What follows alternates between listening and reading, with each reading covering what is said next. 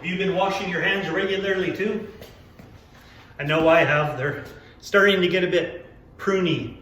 Actually, almost sore in some places. I have to get that lotion on. Not something I'm used to. I guess that's something new that I have to do as well. We are learning new ways of behaving, not just to take care of ourselves, but to take care of others too. Our scripture for this 34th day of Lent comes from John chapter 11, verses 53 and 54. In it reads, "So from that day on they planned to put him to death.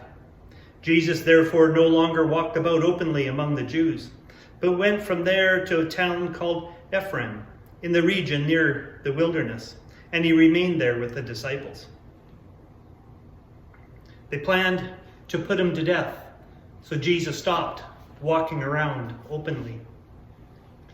I hear too often people of faith deciding that they'll put their faith in God's hands, their life, their health in God's hands.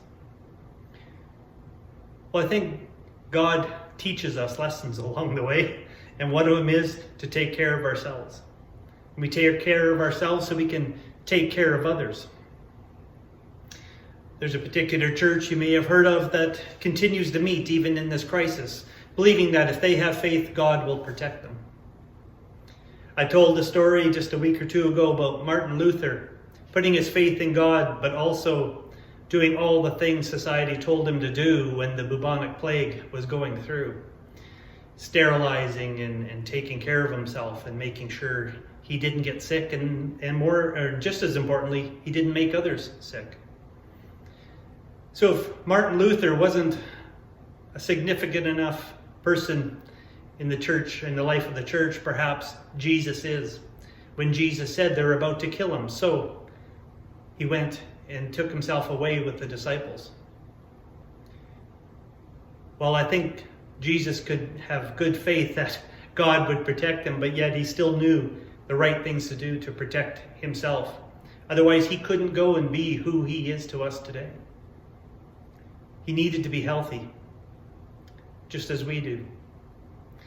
It causes me to pause and think about not only taking care of ourselves for ourselves' sake, but how we as caregivers need to take care of ourselves.